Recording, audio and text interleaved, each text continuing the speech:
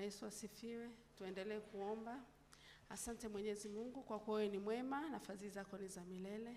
Baba, tunakushukuru kwa muda wa wakati huu ambao tumekuja sasa tulipate neno lako Baba mtakatifu wa mbinguni, na kuomba unitumie mimi kwa ajili ya vijana hawa, Mungu wa rehema, waweze kulifahamu neno lako, waliishi neno Baba mtakatifu wa mbinguni, wakue wakikujua wewe Baba mtakatifu wa mbinguni, ili Baba mtakatifu uweze kuwasaidia katika maisha yao ya sasa na yajayo. Ni katika jina la Yesu ninaomba na kuamini. Amen. Tukae. Bwana Yesu asifiwe. Watoto wazuri, vijana wazuri.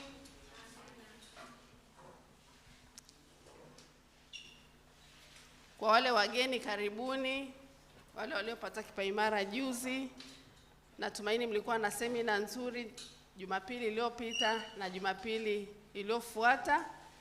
Mtumishi aliendelea kuwaambia namna ya kutunza ujana wako, mtu yoyote asiudharau ujana wako. Na ujue sasa hivi uko kwenye kipindi cha mpito. Uko kwenye transition period kutoka utoto kwenda utu uzima. Kwa hiyo najua namna mnavovuka hilo daraja. Ndio maana saa nyingine mnabaki mnashangaa, mnaangalia, mnafikiria, ni kwa sababu mko kwenye kipindi hicho cha mpito. Mna maswali mengi kwenye vichwa vyenu.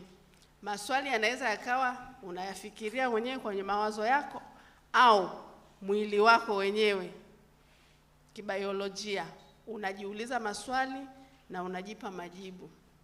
Unajiuliza hivi sasa hivi huyu mtu anaendaje?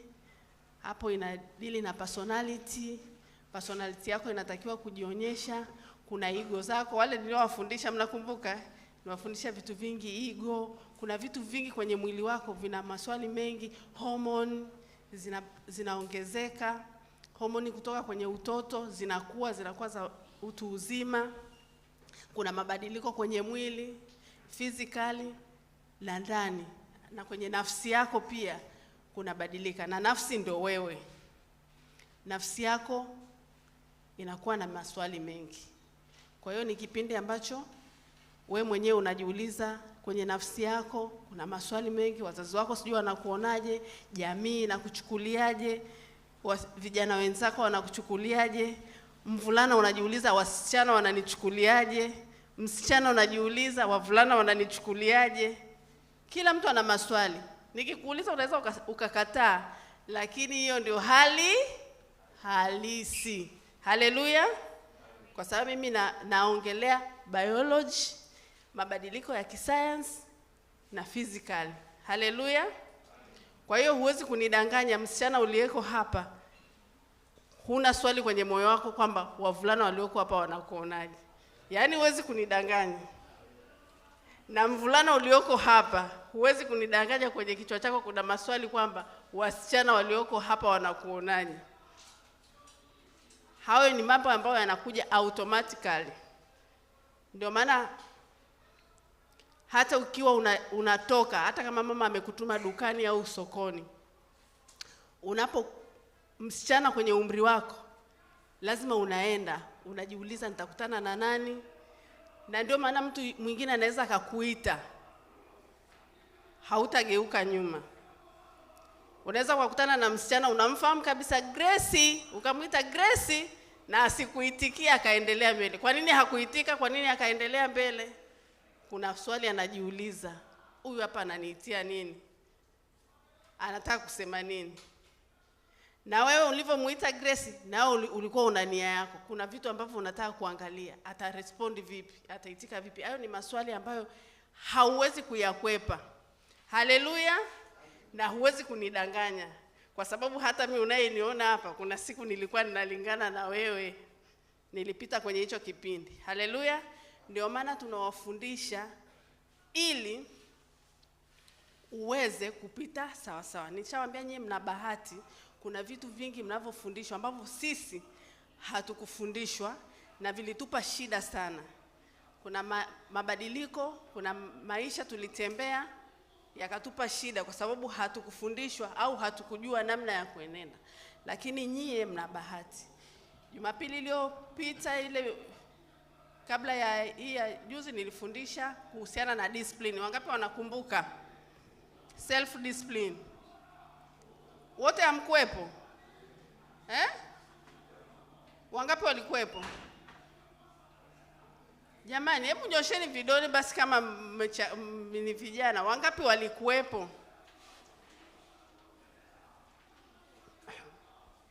Mnakumbuka tuliongea nini kuhusiana na self discipline? Ili na wale wasio kuepo, wale wa darasa jipya hawakuepo. What is self discipline? Mwenye kujua aseme.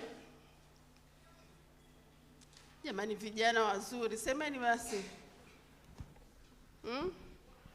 Nani nimpe mic aseme what is self discipline? Nidhamu binafsi ni nini? Wangapi wale walikuepo wanyoshe vidole?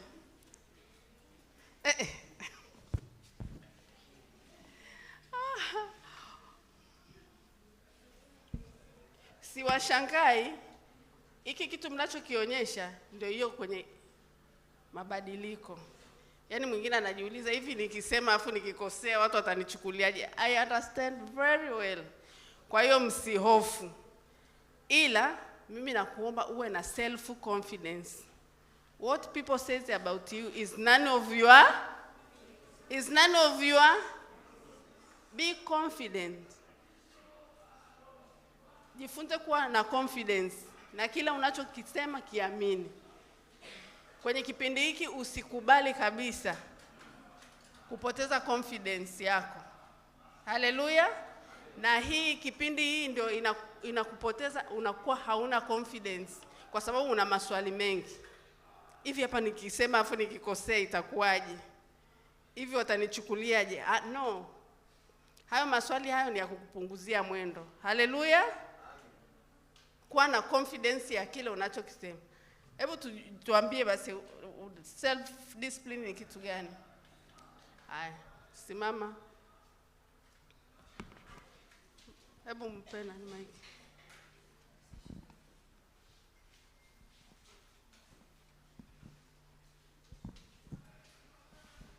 Self discipline ni uwezo wa mtu kufanya au kutenda mambo zake bila kusimamiwa. Exactly. Mmesikia alivyosema? Self discipline ni ule uwezo wa wewe kufanya mambo bila kusimamiwa au mtu mwingine kukuforce. Is the ability to control yourself and make yourself work hard or behave in a particular way without needing anybody else to lead you. Hallelujah. Amen. Kwa mfano, mmeonyesha self discipline hata kitendo cha kuja hapa. Kwa sababu hamna mtu aliyekuambia uje hapa. Wewe umejua sasa hivi saa ya kwenda kwenye youth fellowship na ukanyanyuka ukatoka kule, mkaja. Kwanza hata lile tangazo leo halikuwepo, si ndio?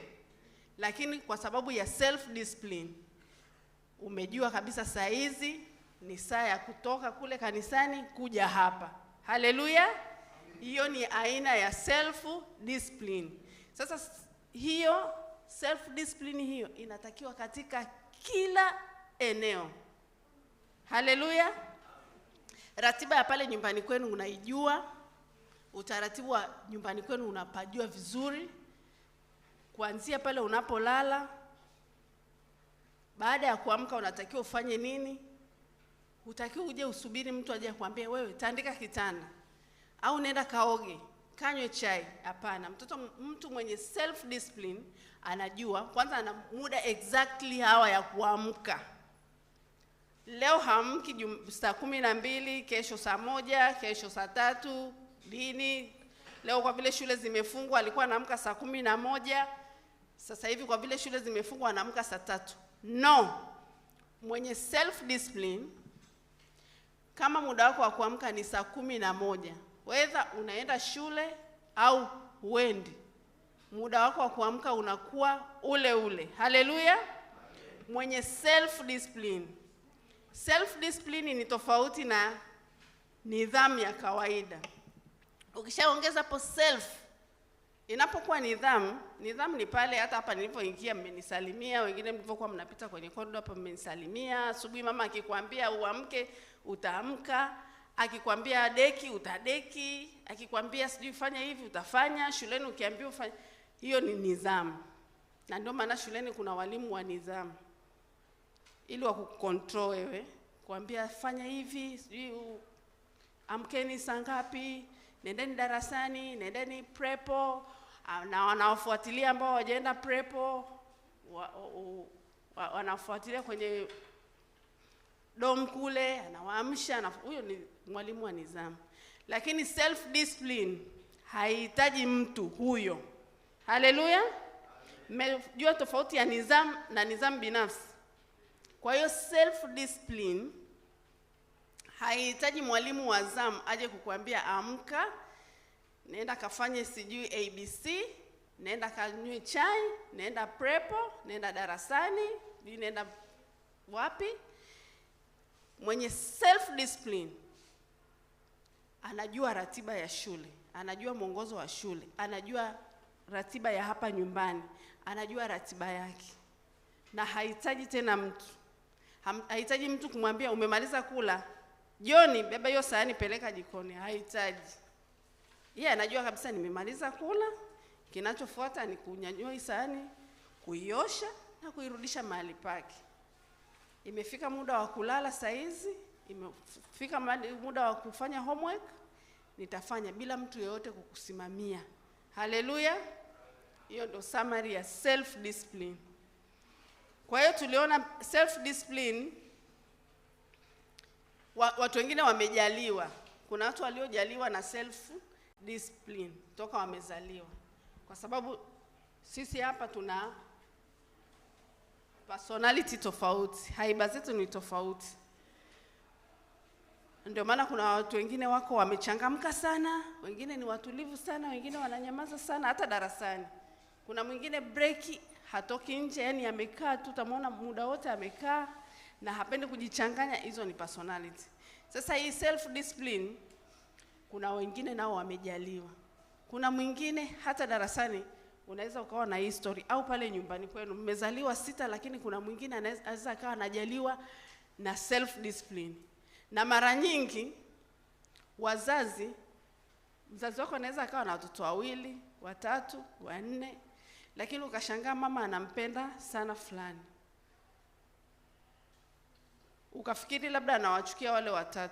No.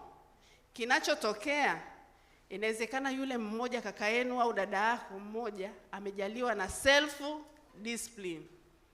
Kwa hiyo kadri anapokuwa anafanya mambo yake, kwa sababu amejaliwa, toka amezaliwa amejaliwa kuwa na self discipline, mzazi anajikuta anampenda.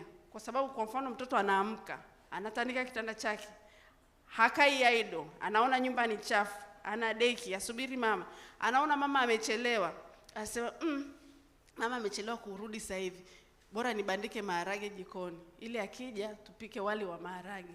Au anaangalia kwenye friji, anaona kuna nyama, mama hajampa maagizo, lakini anaona muda umeenda wa jioni, anachukua ile nyama, anakuja anamwambia mama, nimeona muda umeenda, nimechukua nyama nimechemsha ili uje uunge. Jamani, huyo mzazi ataacha kukupenda? Hebu niambie. Alafu wale wenzako 3 mmezaliwa, wewe mmoja tu. Tena unaweza kukuta wewe ndio mdogo kuliko wote, lakini wewe ndio unawaza. Unasema hapana, mama amesema anajisikia vibaya leo, acha mimi nideki nyumba, acha nifanye hivi, acha ninyweshe haya maua naona kama yanakauka, acha nifanye hivi na hivi. Unajiongoza tu wewe mwenyewe kwa your self discipline.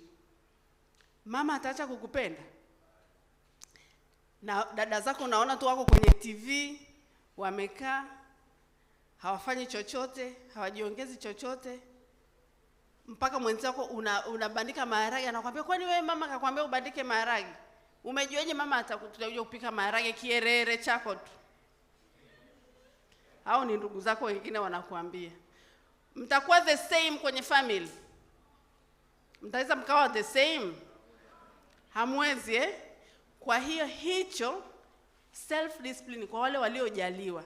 ndio wale sasa wanapata kipaumbele hata kwa wazazi au shuleni. Unakuta shuleni unamuona kabisa mwalimu anampenda mtoto fulani, unasema yule anampendelea, unaanza connect mahusiano. Labda baba yake kwa vile ni mchungaji, labda baba yake kwa vile ni mbunge, labda baba yake kwa vile ana hela, labda hatupendi sisi kwa sababu. Kumbe no, hayo umeconnect. Si ajabu hata huyo mwalimu hawajui wazazi wake, wewe ndio unawafahamu wazazi wa yule pengine. Lakini kinachofanya hata shuleni upendwe kuliko wanafunzi wengine pale darasani, sio kwa vile wewe babako ana uwezo kuliko wote, sio kwa vile kwenu mna pesa kuliko wengine, sio kwa vile babako ana cheo. No, kinachokufanya hata walimu wakupende, angalia, focus pale darasani, angalia ule mwanafunzi ambaye unafikiri mwalimu anampenda, ana self discipline. Akipewa homework zote amemaliza, mwalimu akitoa assignment amemaliza. Hawezi kumkuta kipindi kinaendelea yeye yuko nje kule. Saa ya kwenda darasani kila siku anawahi. Akifika kwenye basi stop pale inapokupiki gari, kama wale wanaochukuliwa na magari, uko on time. Hamna gari nao mzazi anapigiwa simu, jamani mwanafunzi huyu yuko wapi, si tunachelewa sijui nini. Wale mnaochukuliwa na magari mnasumbua, wale msiokuwa na self discipline. Mpaka dada wa gari sijui kaka ampigie mama simu, hatumuoni mtoto sijui tufanye nini. Hayo umeshakutana nayo. Wale ambao hawatumii school bus, wanaoenda wenyewe, basi kila siku kuchelewa. Wewe unavizia tu, unaingia shuleni unasubiri mwalimu yule hayupo, unachomoka. No, hiyo sio self discipline. Haleluya. Mwenye self discipline anajua shuleni tunatakiwa saa 1 tuwe tumefika. Kwa hiyo hapa Dar es Salaam kuestimate muda inabidi utumie akili. Mimi naishi Tegeta mpaka nifike Olympio nitapanda magari 2 matatu, lazima niamke saa 11. Nipande gari ya zile za mwanzo, kama ni wale wanaotumia public transport. Lazima ujue kabisa ninawahi kituoni. Nipande gari ya mapema saa 11 labda na nusu, niwe nimeshaingia kwenye daladala. Mpaka saa 12 na nusu nitakuwa labda niko Kijitonya Makumbusho anachukua gari nyingine. Saa 1 kasoro robo niko shuleni. Haleluya. Huyo ndio mwenye self discipline. Haihitaji mtu mwingine kumuongoza, haihitaji mzazi kumwamsha. Hiyo ndio nao tamani nyie vijana wa leo, sisi tunaowafundisha hapa Kijitonyama, muwe na self discipline. Self discipline huwezi kuwa nayo bila kuwa na ratiba. Self discipline lazima uwe na ratiba. Neno moja tu tulisimamia ni kutoka Timotheo wa kwanza. Fungueni Timotheo wa kwanza, First Timothy chapter 4 verse 12.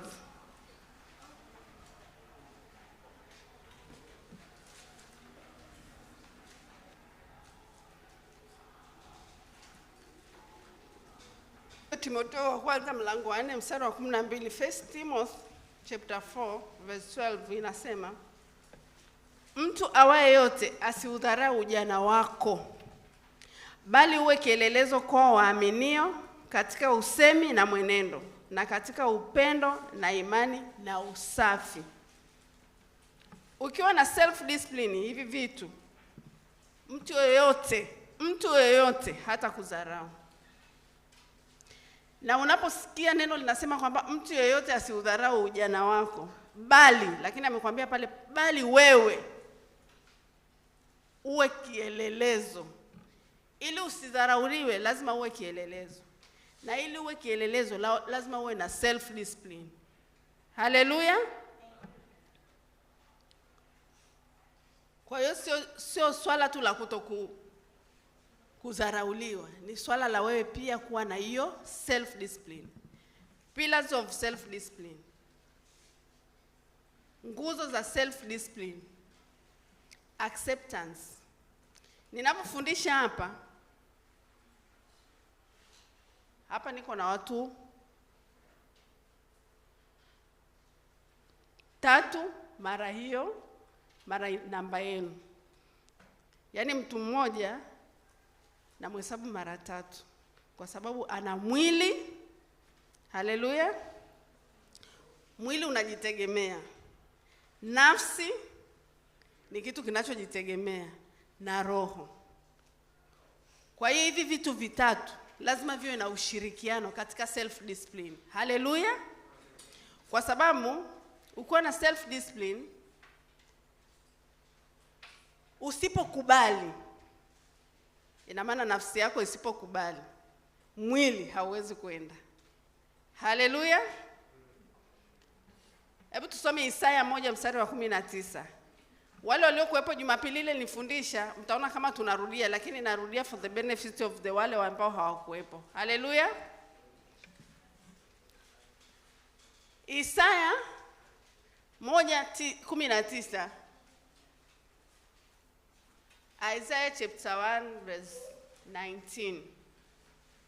Na changanya ili kuna wale wenzangu ambao hawajui Kiswahili kidogo, nao tuchapie.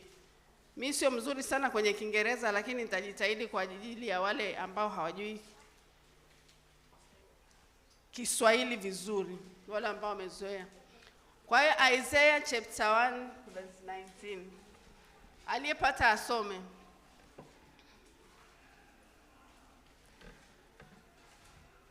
Mkikubali, someni basi watoto wazuri. Au nako kusoma unafikiria nani atakuonaje? Sasa hivi hakuna anayemwangalia mwenzake. Sasa hivi tuna concentrate kwenye somo. Si ndio? Kwa hiyo don't care about that. Nobody will judge you.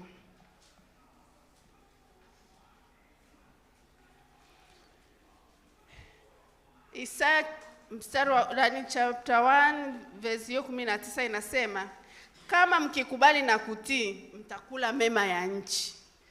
Kama mkikubali, hiyo acceptance sasa inakuwa kwenye your soul, nafsi yako.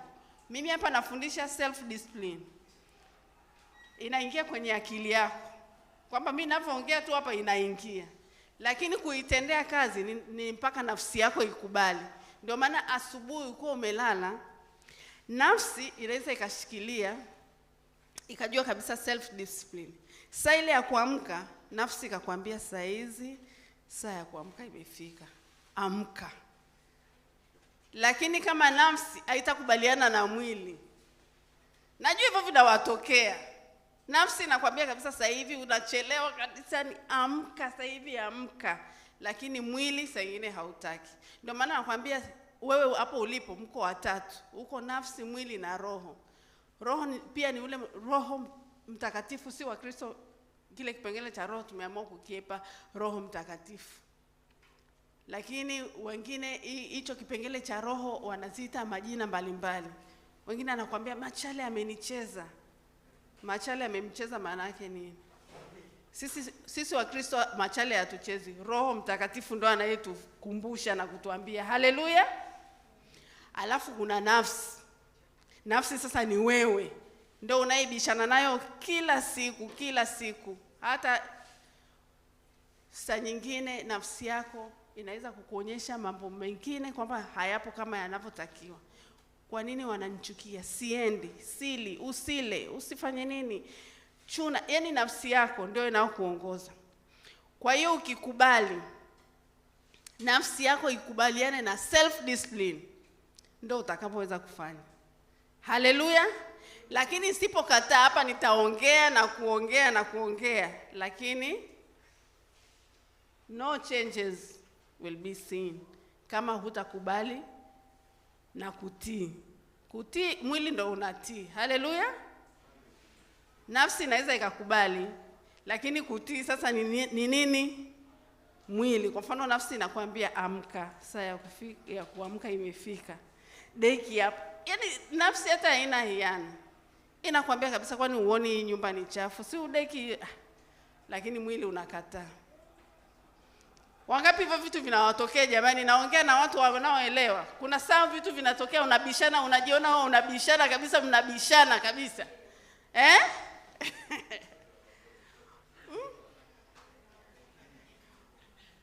Kwa hiyo ukikubali utaishinda. Ni pale sasa unapigana na nafsi yako, unaambia nimekuambia amka na utaamka. Hiyo ndio sasa unaanza kujifunza. Self discipline haiji automatically. You have to practice. Kama unavyojifunza kuandika, wewe ulijua kuandika from nowhere. Si ulijifunza mpaka mwalimu mpaka mkono ukaunda na self discipline lazima ufanye exercise. Haleluya. Haiji automatically. Haiji kwa kujaliwa. Ni wale wachache tu katika hapa, wote hapa anaweza kama amejaliwa self discipline mtu mmoja tu. Inakuwa kwa watu wachache sana wale waliojaliwa self discipline.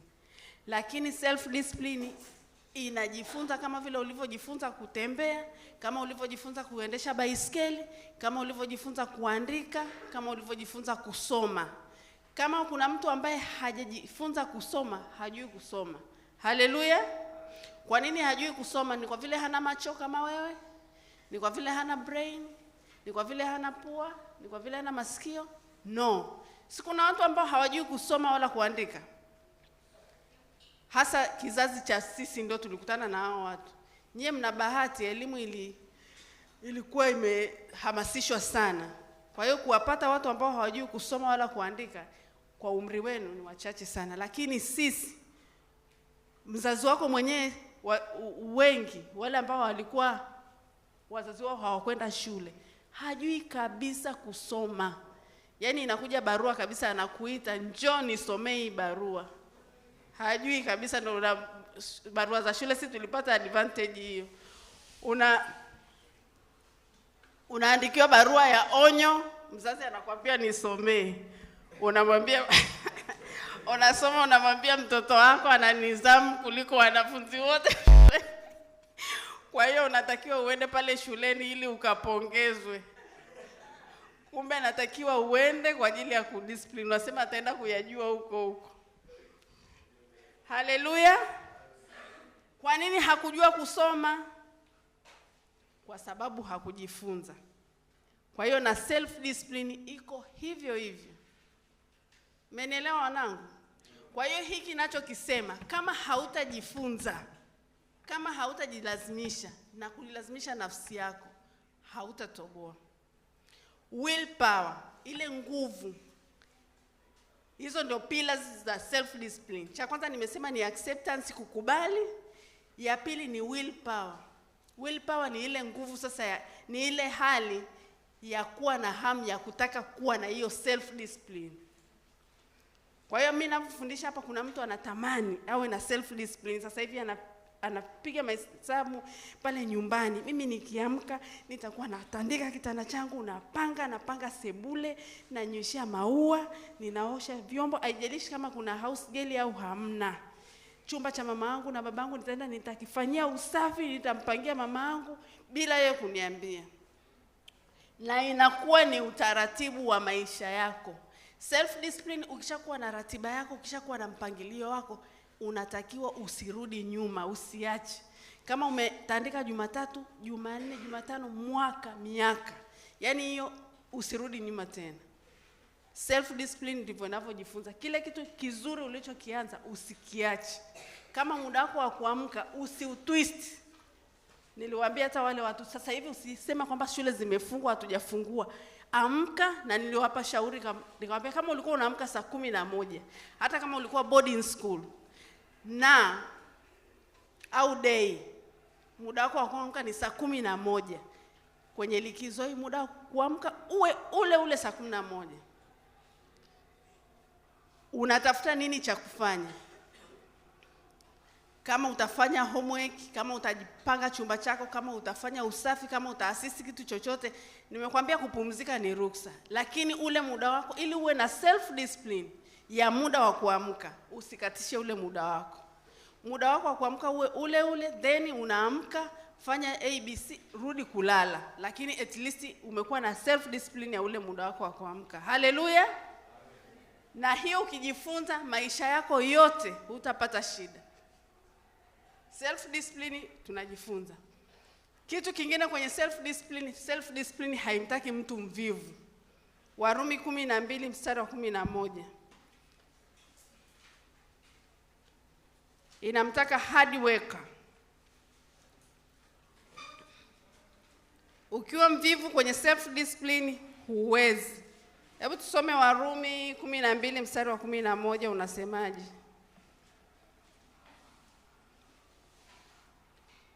Romans chapter 12 verse 11.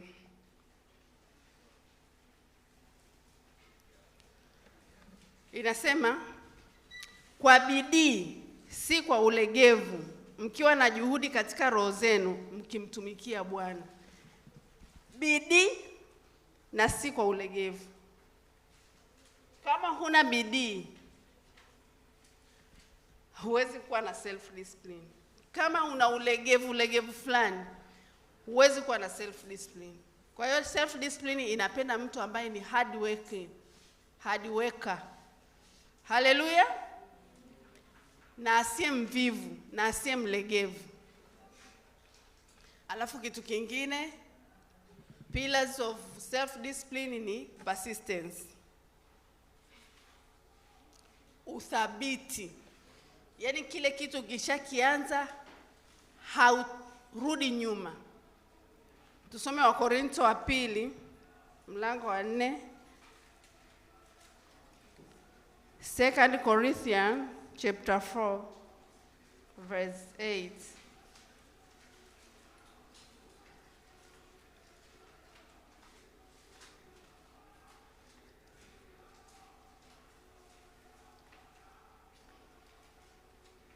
Mlango wa 4 mstari wa 8.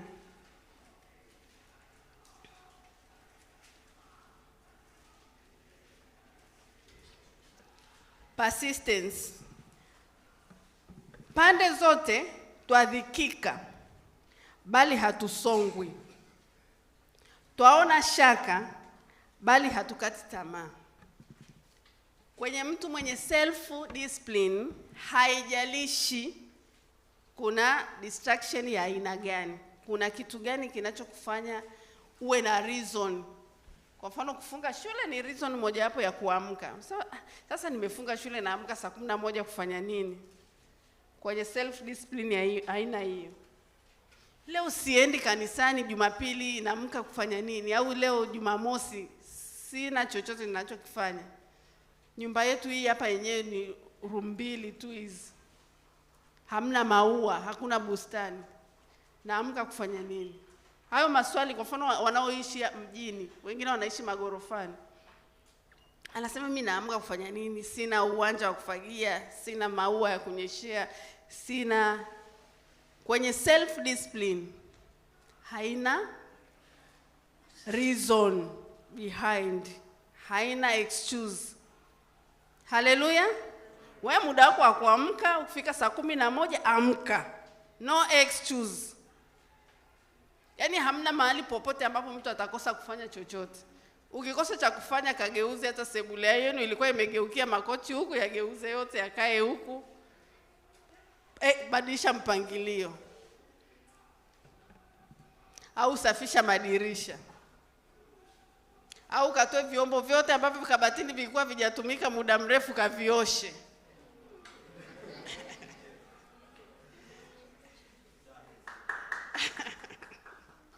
Yaani hakuna sehemu yoyote kwenye mtu mwenye self discipline hana sababu ya kitu chochote. Haleluya. Hizo ndio pillars of self discipline. Kwa hiyo unakuwa na bidii, unakuwa na uthabiti. Yaani muda wako wa kuamka unakuwa ule kuanzia Januari mpaka Disemba. Kufanya mpangilio wako unaufanya, yaani lazima mtu mwenye self discipline awe na ratiba kama nilivyosema. Sasa mifano ya self discipline. Mifano baadhi ya wenye self discipline. Baadhi ya mifano ya self discipline. To fast. Kufunga. Wangapi wanafunga hapa? Nani alishawahi kufunga? Nyosheni vidole. Sio adhabu wala mtu anayekupa adhabu. Wangapi wanafunga? Wangapi walishawahi kufunga? Sasa katika kufunga unaweza ukawa na nia njema kuanzia asubuhi ukafunga. ukafunga mpaka saa 4 bado umefunga. Ikifika saa 5 sasa, wakati wanaanza kama uko nyumbani au wenzako darasani wanaanza kumumunya, hapo ndio mwenye self discipline. Hivyo vitu hivyo havimpi. Nimesema mtu mwenye self discipline ana uthabiti, si ndio? Hivyo vitu hivyo havimpi shida. Lakini ambaye hana self discipline sasa, anakuwa na nia njema ya kufunga, anafunga ikifika saa 5, roho inaanza kumwambia kwamba sio lazima ufunge masaa 12. Sio lazima, hata mpaka hapo umeshafunga, hata mpaka hapo ukishaomba Mungu atakusikia. Hata hapo mpaka ikifika saa 7, saa ya kwenda dining au ndio chakula kimeiva mchana, ndio kabisa nakwambia, yani sasa hivi hata Mungu mwenyewe amekuona kwamba umefunga tokea asubuhi mpaka saa 7.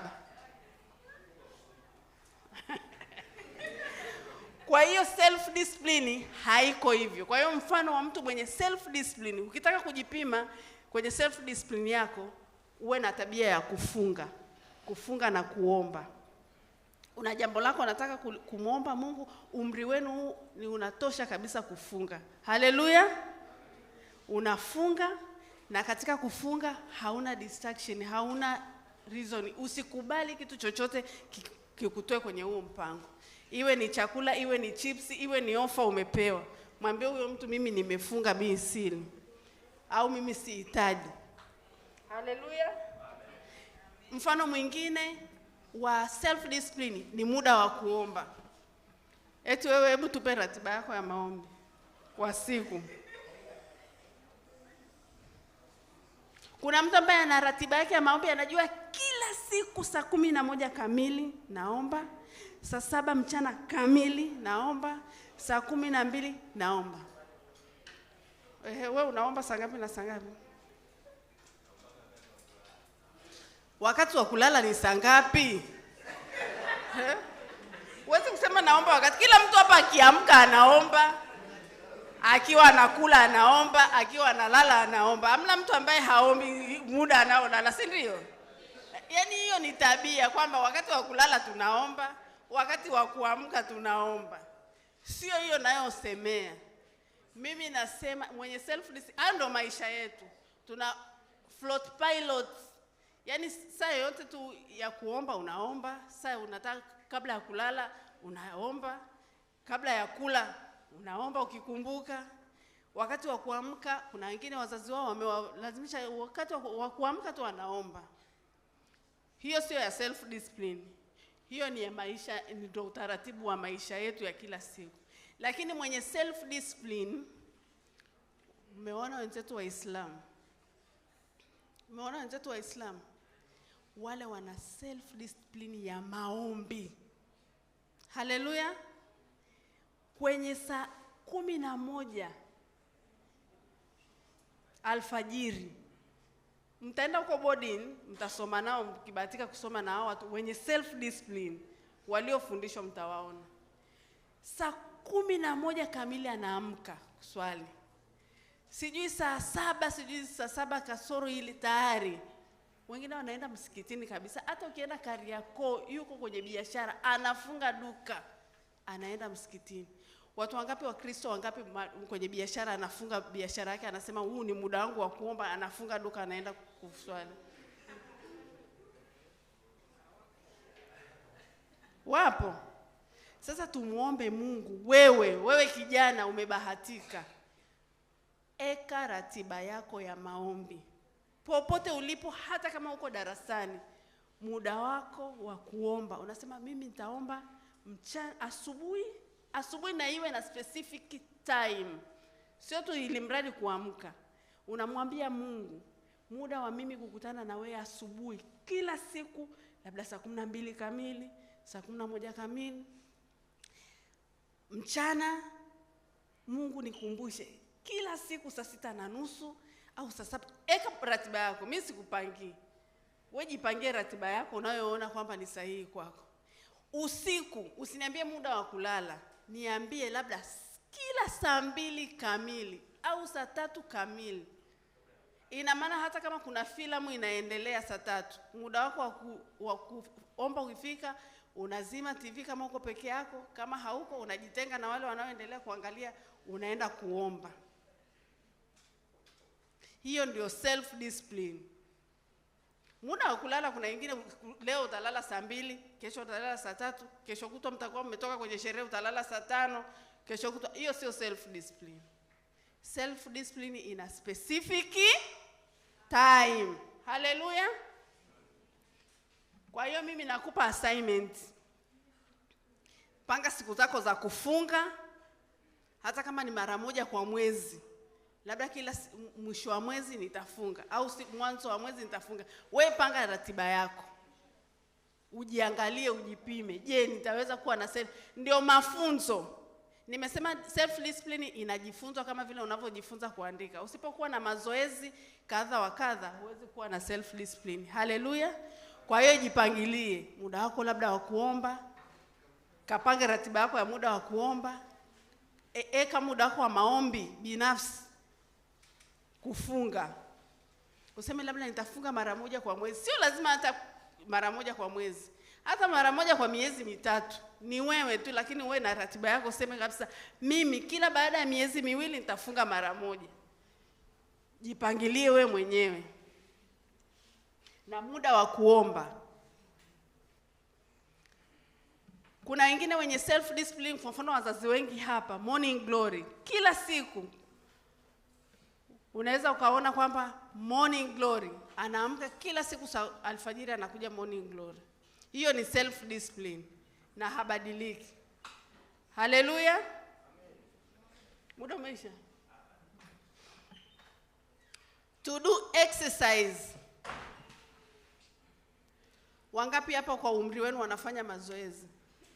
Jamani, mazoezi msisubiri mpaka unaona vijana wapo hapa wanafanya mazoezi. Usisubiri mpaka ufike kama mimi. Mimi sasa hivi anayenishauri kufanya mazoezi ni daktari.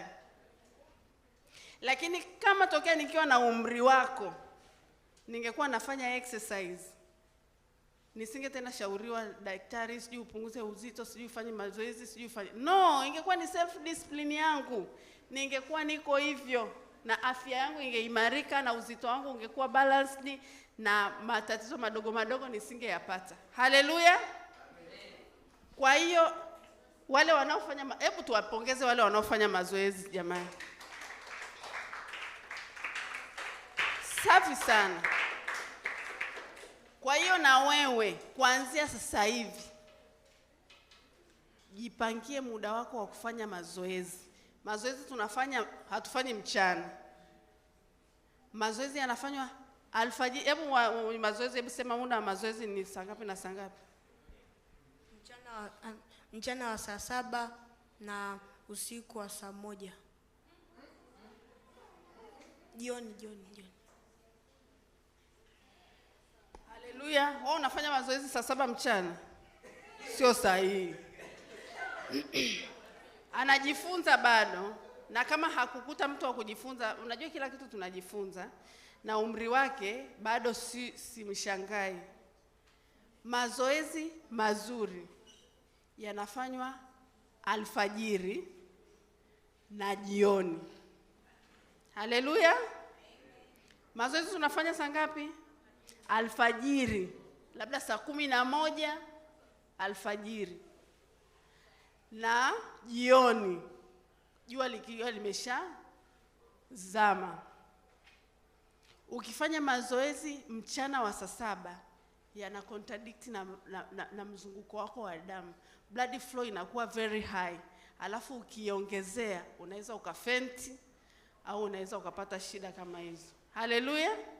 Kwa sababu damu mchana inakuwa imechangamka, si ndio? Kwa sababu ya jua nini, si ndio?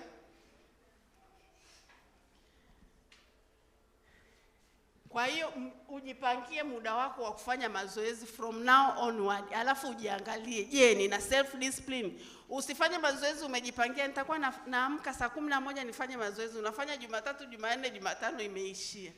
No. Uwe na acceptance, ukubali. Uamrishe nafsi yako. Saa ya mazoezi imefika, kafanye mazoezi. Saa ya mazoezi imefika, kafanya mtu mwenye self discipline huaga anaongea yeye na nafsi yake na roho wa kukukumbusha saa hizi ni muda wa kuamka, sasa hivi ni muda wa mazoezi, sasa hivi ni huyo ni roho anakukumbusha.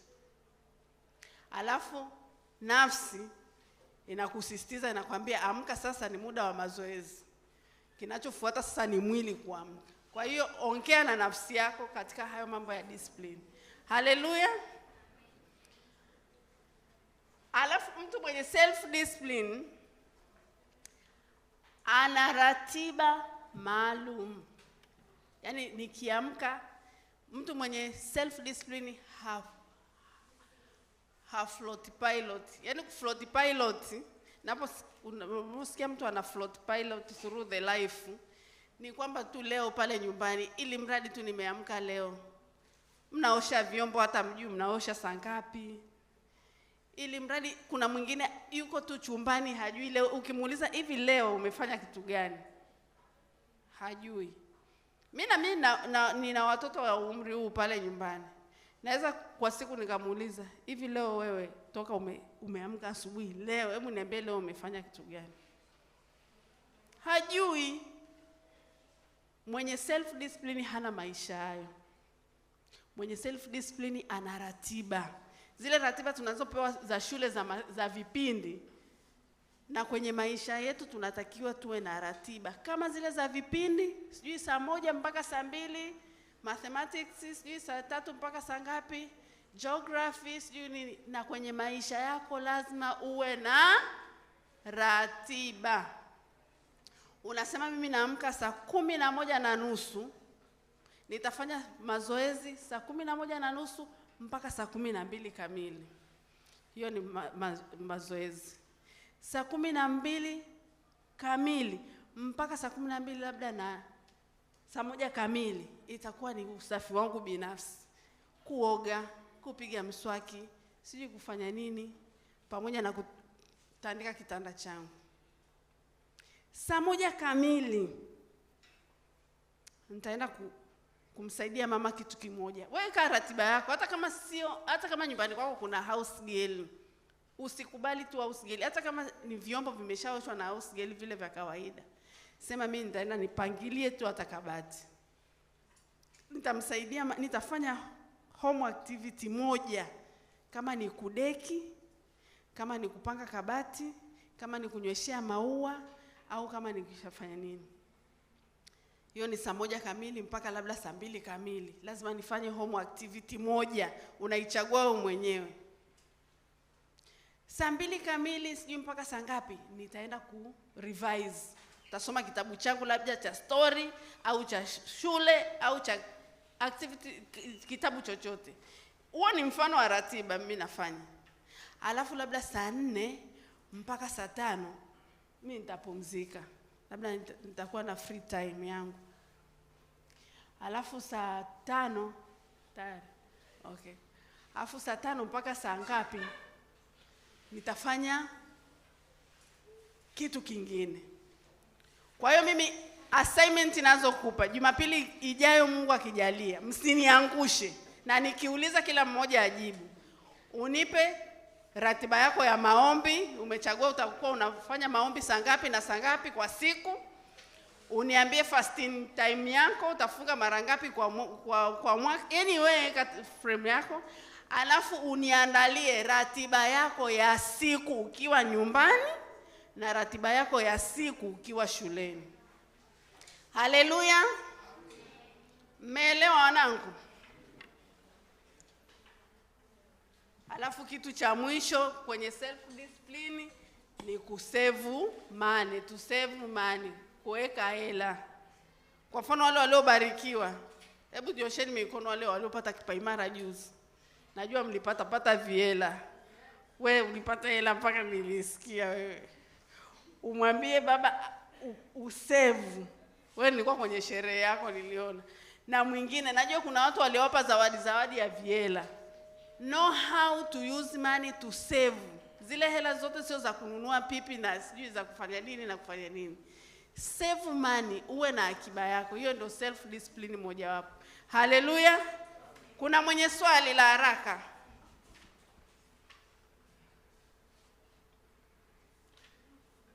Hakuna mwenye swali? Naomba hiyo assignment niliyowapa muifanye, na usifikiri ni kitu kirahisi kama huja develop. Kwa hiyo hapa tunaanza kujifunza. Usijilaumu kama hutaweza kufuata hiyo ratiba yako, ila ujisisitize we mwenyewe kwa sababu tunajifunza. Haleluya. Asanteni na Mungu awabariki.